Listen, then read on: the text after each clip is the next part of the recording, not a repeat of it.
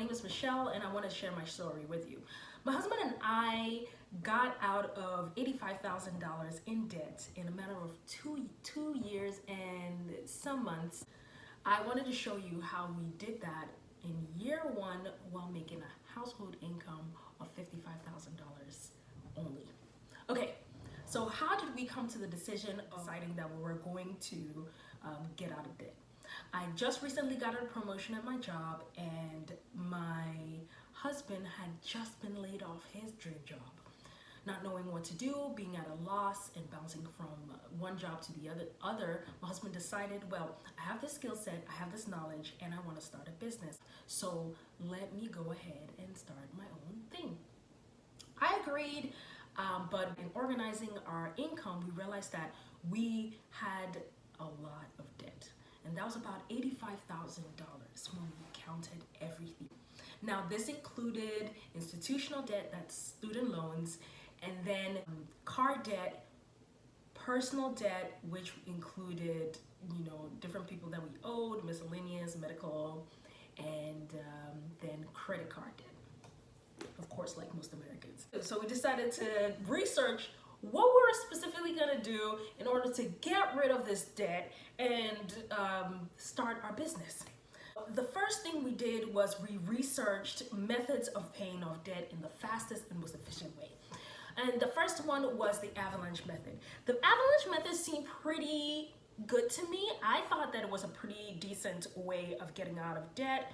But when we looked at it, the information for the avalanche method was dissipated. Different blogs, different books, and the testimonials had to be vetted second, third, and fourth hand.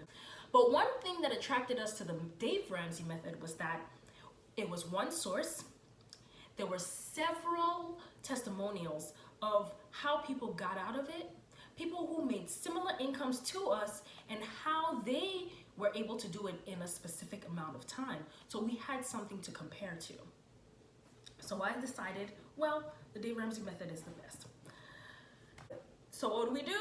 We added up our debts, of course. That was the second step. Then the third step was for us to set up a budget. So what we did with our budget was we split it up into two. So that's step 3A and B. What we did was we split our budget into the fixed expenses, and then we did our variable expenses. Our fixed expenses are stuff like housing, which is the rent. Then we had our car note, that's our transportation, insurance, internet, and our phone bill. Those allow us to function and operate, of course, in this world and make income. So we decided that those were our fixed expenses, and then we're going to work this part two, which was our variable expenses, which is like gas, food, going out to eat, hanging out with friends, that kind of stuff. Those are variable expenses, and we will work them according to what we had left from our fixed expenses. So of course, we saved our $1,000 minimum in our bank account, took everything else and threw it at our minimum debt. The last step, which was step 4, went ahead and decided that we were going to gain ground in the other debts while we paid off the debt from the smallest to the largest according to the baby steps, regardless of their interest rates, right? So what I did was I took my student loan debt, which was the highest interest at the time. And what I did was I went ahead and I refinanced it. I looked to all the institutions. So I went to my bank, which was Bank of America, to ask for a different interest rate because my student loan debt was crazy. Guys, it was at 9.9%. It had been sold 4 times. 4. Can you believe that?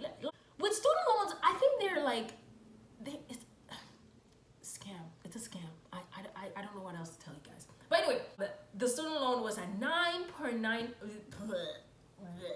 I can't talk. Okay, the student loan was at 9.9%, and it had been sold about 4 times, and it was currently with Navient. So I went up to Navient and I said, hey, is there any way you can refinance it? They didn't have anything for me, so I was like, fine, whatever. Moved on to my bank, tried to get an interest rate. They didn't have any they didn't have very good interest rates for me. Plus, they were going to make it a personal loan. I didn't want that. I still wanted it to be a student loan. I went to private student loan lending institutions like SoFi and Lending Tree to see what they could give me. They gave me 7%, which wasn't bad, but I kept looking. One of my coworkers, hi Patty, introduced me to Navy Federal. Yeah, she helped me sign me on, and they gave me the best interest rate, which was 5.5%. So I went ahead and went with them. Now, listen, you may have a lower interest rate and your payment may be higher. Take that. Do not be fooled. Just because your payment is lower and your interest rate is high, that's the scam. That's where the scam begins. Okay, my payments were only like $100, and I was paying the bare minimum. Like I was paying that $100 every month, being at 9.9%, and in over how many years I still hadn't gained any ground. Don't do that. Don't do that. No, babe. No. Go ahead, refinance that sucker. It doesn't matter if your payments are higher. You are gaining ground. You do it. You do it. Okay. We had refinanced the student loans. We're gaining ground, even though I was still paying the minimum on it, but the interest rate was so much better, and I was gaining ground and eliminating that debt while I was paying the smaller debts on the side, which was absolutely a good plan. I don't care what anybody tells me. We're paying from the smallest to the largest while we're gaining ground on the other debts.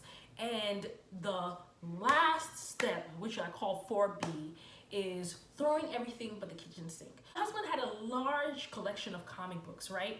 Wonderful collection of comic books. He took some of the most valuable comic books and some of the lesser ones, and he sold a lot of them.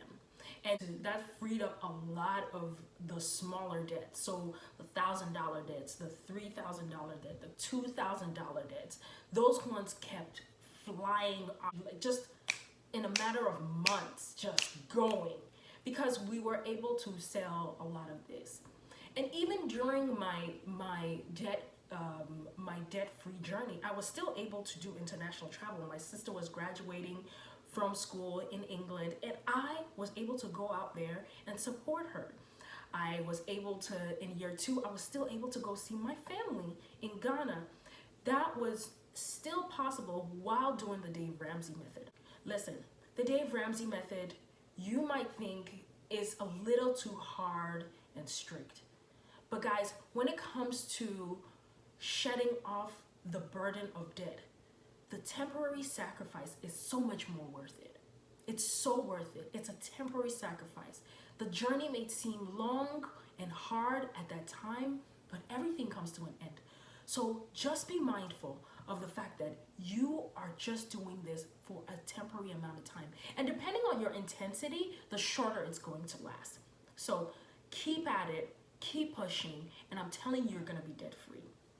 So at the end, in September of 2021, after paying off debt since 2000 and attempting to pay off debt since 2019, we were debt free completely. And it was about diligence and sacrifice. Please keep watching my videos, and I will show you guys all the wonderful, amazing ways that I was able to pay off debt. All right, thank you so much for watching.